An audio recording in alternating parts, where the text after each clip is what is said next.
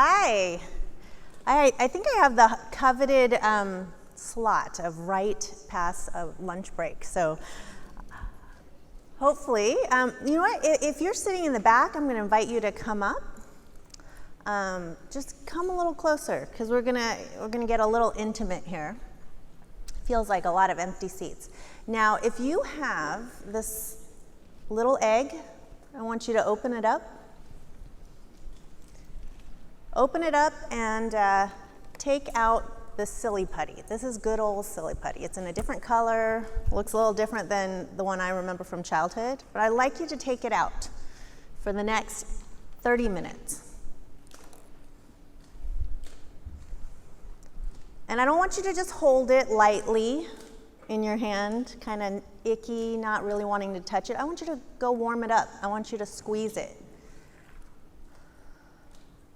Go ahead, don't resist this. Everyone's doing it in this room, right here, right now. And as you're doing that, I want you to really feel it in your hands. And as you feel it, I want you to start dropping in. Rest of the conference out of your mind, whatever text message you just got, note you just wrote, email you just checked, out. Just right here, I want you to feel this in your hands. I want you to really connect to this. And as you do it, I want you to drop deeper here. Because this session, I'm going to tell you my story, but the session's really about you, okay? As you listen to me, I want you to feel this, and I want you to think about you. And the question I want you to drop into is, what do I want? What do I really want? What do I want that I've never even admitted to myself? What do I want that I dare not admit to anyone else in my life? Because that is the life brief in a nutshell. And now you have 30 minutes to drop in to your life as I talk. All right, so I'm going to rewind this story. I'm going to start in April 2010. My life looked really great on Facebook. I was married. I am married still, so no drama there. To a wonderful, emotionally present, good man. Those are rare these days. But I had a really good man. I'd just given birth to my third child, Ruby. Let's see, I think there she is, in between Ziggy and Isla. We lived in a one-of-a-kind house, a house that I always dreamed of, at the edges of wine country. And I just returned back to work to run one of our agency's biggest accounts. It's great, looked great. But I felt empty inside. I felt frustrated. I was full of questions and anxiety. It all looked and sounded great. But my husband and I were arguing constantly, negotiating our schedules, trying to juggle two careers, him as a documentary filmmaker, me in advertising as a strategy director. We were competing with each other a bit. I was highly critical. He wasn't doing enough. His housework wasn't enough. He wasn't helping enough with the kids. And now in hindsight, I know that his experience was he felt quite helpless. He felt sidelined by my criticism. He didn't know what to do. He didn't know how to please me. It was tough. And then one day, I took a trip down to LA to my childhood home. I stayed with my parents. doing focus groups for a client. I stayed up really late that night, alone at the kitchen table, my childhood kitchen table. And what did I do? Well, as a strategist for about 20 years, I wrote a brief. I decided I have to cut through. I have to get to the heart of this emptiness, this frustration. I've been building it up, but now I needed to break it down. So here's the brief I wrote. Number one, it just came out. It flew out. Time. I need time with my children. I need time with my husband. I need time for myself. Dare I say that? I wanted to do work that really fulfilled my purpose, took advantage of my unique strengths. I wasn't sure that that was happening at that time. I felt like an imposter at work. We were paying for private school for one child at that time, but it was quickly going to be 3. But I really wanted my kids to have access to progressive education. We needed it to be public. That not just education that fed their minds, but really fed and fueled them as people, as citizens of the world, as characters. We wanted a creatively inspiring home again, but we had far outgrown ours. The one we moved in as a family of 3. Now we were a family of 5. Little did I know it, we were about to be a family of 6. We wanted to travel and make sure that our kids did not see their world in Petaluma, California as the world. We wanted to introduce them to all the nooks and crannies that really is what humanity is all about. And of course, as young parents that actually had kids late in the game, we wanted the means to stay fit and healthy, and we didn't want to compromise any of this. No compromise. We wanted to be able to afford these things, do it well, without sacrifice. I emailed this to my husband. It was around midnight, and he immediately called me and said, yes, yes, yes, this is what we need, this is what we want right now. And we made a pact right then and there. We were going to go for this. Not when I landed the next big client, when he got the next project, when I got the next promotion, but right now. We were not going to be the people who waited and said, you know, someday. It had to be now. This is what we needed now. And here's the realization. When we stepped back and looked at these things, community was a huge one as well. But when we stepped back, there were 2 things that came immediately to mind. One, the things we wanted were so very fundamental. We didn't want a boat or an island or a house in Paris. The things we wanted, the things that mattered most, were so basic and in many parts of the world, a luxury. But for us and our world, quite fundamental. The other thing that we realized was no matter how good our lives looked on paper, at that moment, we weren't experiencing any of those things. We had lots of other great things, great friends, great community, but the things that really mattered were not there. 4 months later, after actively seeking, we found the brief in Portland, Oregon. Now, I worked in San Francisco at that time, and a few years back, we had vacationed in Portland, and we spent every day of that vacation on the block that house came up. It came up on the Craigslist. I got an email from my husband, Chip, in an afternoon in June, and said, you remember that house we always saw? Well, it's available right now. And it's 1 block down from that amazing public school you keep hearing about in Portland, Oregon. So I walked into Goodby Silverstein and Partners, terrified, but ready, with conviction, and I said, okay, so I love this agency. I've been here for a very, very long time. It's my home away from home. But I need to move, so I'm resigning. I'm giving you my 2 weeks notice, and I'm gonna take my family up to Portland, Oregon. And lo and behold, shock to me, and I'm gonna credit Derek Robson, our president. He said, "You don't have to quit. Why don't we try this? Your client is in Philadelphia, the agency's here. Why don't we try this until it stops working? And then we'll both know." And I thought, what? Are you kidding me?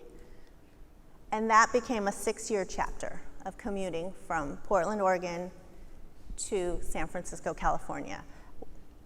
It was an unbelievable gift that I could not have imagined, though now I can.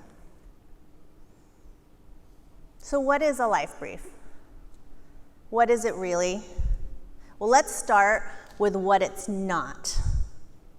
Because I know there's maybe some type A people out here at this conference. I consider myself one of those. It is not a to-do list. It is not a bucket list. And it is certainly not a plan. I have a poet friend who has a wonderful expression, which is, your plans are too small for you to live. You know what that means? Because plans are built on what we can see from right here, right now. And that's not very far. I can see the edges of this room. I can see all of you. But plans are not a field of possibility. And the life brief is. And so what I'm going to ask you, as you're thinking here, what do you want? Because this is asking you to do the exercise that you do for all of your clients, all of your future clients, an exercise in possibility and what can be. Because the life brief is a tool for creative living. Just like the briefs that we write for clients all the time, it's a North Star, right? It's a way to stretch us further than we would if we were anchored right here, right now, in the reality of today. Why do we write briefs for clients? So we have an anchor, an articulation for what matters most, what we are all about, so that we can stretch our minds and release them as far as they can go. The life brief is a practice of alignment. Again, very much like the briefs we write for our clients. 2 professors at Stanford, they talk about a well-designed life. That is one in which who you are, what you believe, and what you do all line up together. They are one thing. They are not compartmentalized, they are not separate, they're not things you tuck away. When you walk in the door of your work, you don't hide the person you are. You bring it along and you lean in. That's what the life brief allows you to do. Because in this whole conversation of can women really have it all? Can we ask for it all? Come on, we all know. Frankly, I don't even know what that means to have it all, right? But you can have all that matters. That's what I'm here to talk to you about. Because in knowing what really matters to each of us, to you, we are actually liberated. We're liberated from all that envy, the guilt. We're liberated from that striving, the treadmill that we're running on, restless to get somewhere, but we don't really know where. This striving to be somewhere else, but oftentimes to be someone else. Gosh, that person's life looks so good to me. I wish I was in those shoes. David Whyte, one of my favorite authors and poets, he has a book called The 3 Marriages. And in it, he talks about the marriage that we have. This is the most traditional one. The one we have to others. These are the most important relationships. It doesn't have to be a spouse or a significant other, But this is the marriage that we have to the people who mean the most in our life. We also have our marriage to work. And work is an interesting type of marriage. Because while work is a marriage where you can often find yourself, it's also a place where we drown ourselves. Yeah, we get lost in it. We get so busy and so caught up in it that we really lose touch of why we're doing it, why we're there, what we're there to bring to it.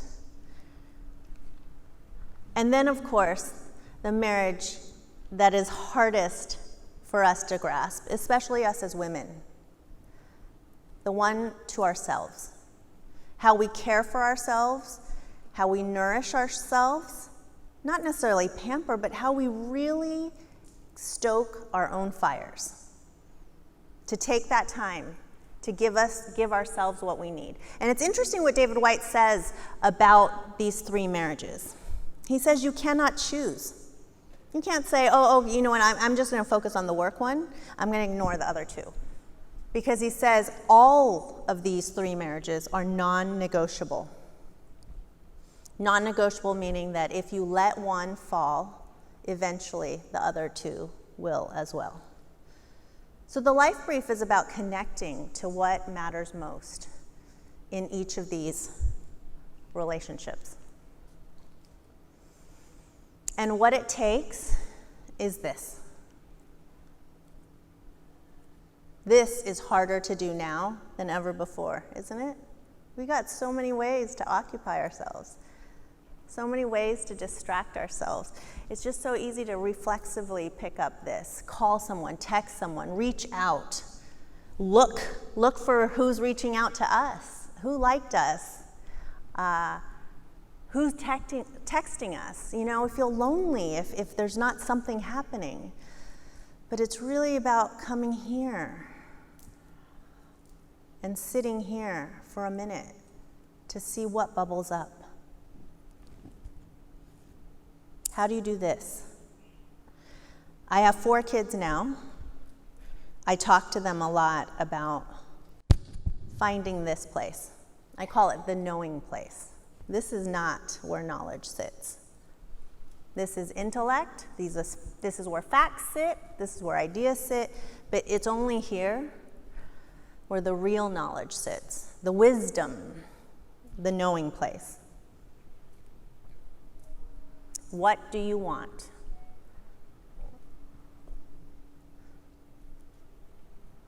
What comes up when I ask you that? Colleen DeCourcy spoke at the DNAD Awards, I think, at the beginning of this year. She had a fiery speech. I love her. She spoke about lightning in a bottle. But she also talked about this question.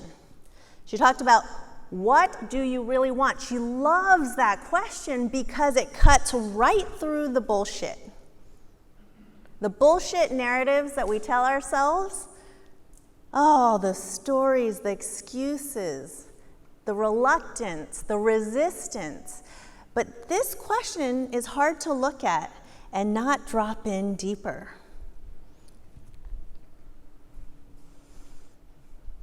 You have some books in front of you, and I'm going to invite you tonight, tomorrow night, later in a quiet corner of your hotel room or apartment with a nice glass of wine maybe, to really go there. And I invite you to write it down. Because here's the thing about briefs. You know this, right, with your clients? If you don't write it down, then there actually is no clarity. You can really get away with it, can't you, when you think about things? There's this wonderful broad stroke thinking that our minds do.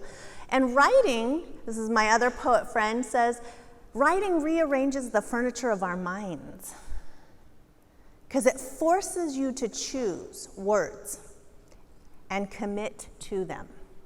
Because this is about a commitment. And once those words are on paper, it's really hard to look at them and say, it's not quite right, or not have an honest conversation with yourself about those words. And that's why that book is in front of you, because I want you to do the exercise of writing some of these things down. So I'm going to ask you again, what do you want? What is coming up right now for you when I ask that?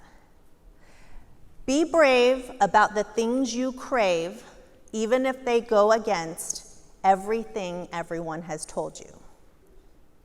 That's the exercise. Can you do it? All right. So we've been writing the life brief as a family since 2010, and it's been this wonderful dance between the brief and life, and the brief and life. We did it for, I won't tell you which birthday, but a milestone birthday. We do it every New Year's Day. It's been this great cadence. And last year I was promoted. I was made partner at the agency, which required us to move from Portland back to San Francisco. And then shit hit the fan again, as life does, right? And this summer, it really came to a head. I think the pressures of the new role, the challenges of adjusting 4 kids to new schools, a new house, a new community. Chip and I started living really separate lives. I was working full-time, full-on, always on, and he was full-on, always on with the kids. This time we were not fighting. There's no arguments. There's deep, deep respect and admiration. Everything that we challenged ourselves with and got over the years. But I found myself drifting. I was traveling a lot, giving talks like this, client meetings, meeting new people at work, and I found myself longing for, I don't know, something else, something new, something different, restless, anxious. We didn't talk about it, because it's easy when you're lost in a long-term partnership or relationship of any kind, right? It's just easy to go through the motions. So much going on, you're exhausted at the end of the day. What are we gonna really say to each other, you know? And when's the right time? So this summer we went back to Portland. We were on a family vacation, and we sat down and Chip said, "Are you still madly in love with me? Because I don't feel like you are." And I kind of laughed nervously. And then I dropped in, and my answer was no. No.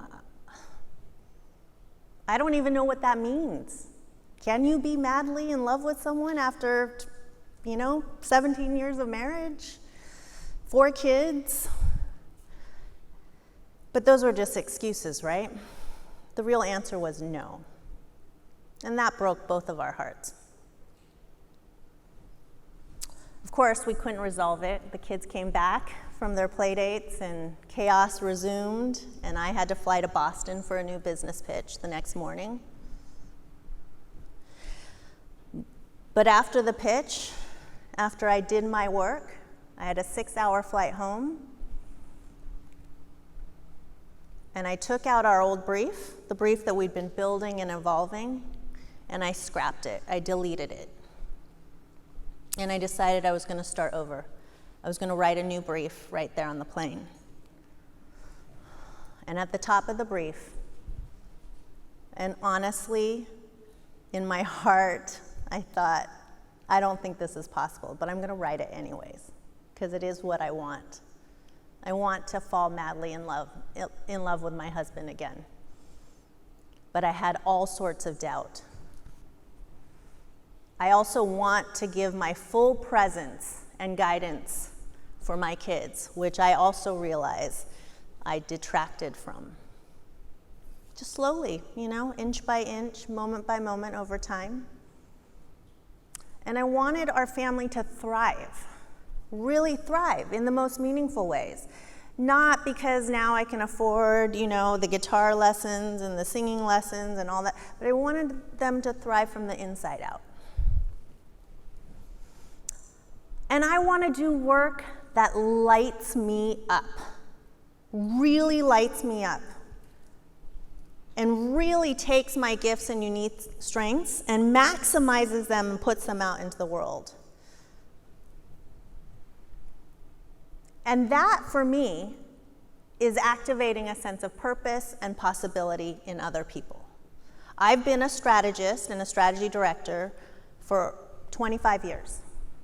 I do strategy, but that is not all I do. What lights me up is being able to go in and connect with each person that I interact with and help them be a little bit better. Help them see bigger, see wider. My clients, help them see what is possible with creativity and bravery and clarity.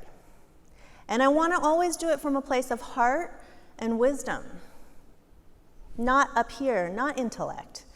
There are more smart, clever strategists than the world needs.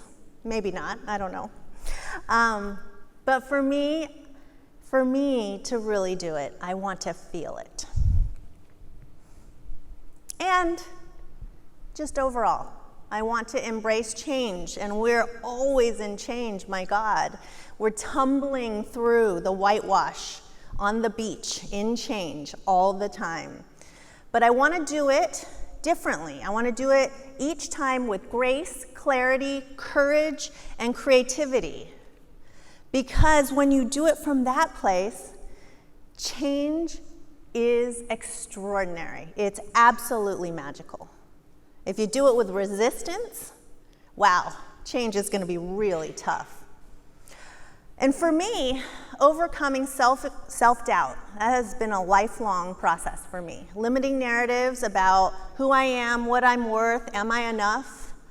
That is something that I will have to work on perhaps every day for my life, but that is something that matters so much to me. And then, of course, find this rhythm, because it's really about integration, right? There's a lot of talk about zero-sum game. It's either work or it's family. Someone I heard speak back in Detroit said, when I'm rocking it at work, I'm really dropping it at home. When I'm rocking it at home, I'm dropping it at work. Yeah, that's true a lot of times. But I also find if you can stir the pot and not put a lot of rigid expectations around it, it can all flow. It can all flow. Not always at the same time, but sure, it can. So here's the wonderful thing.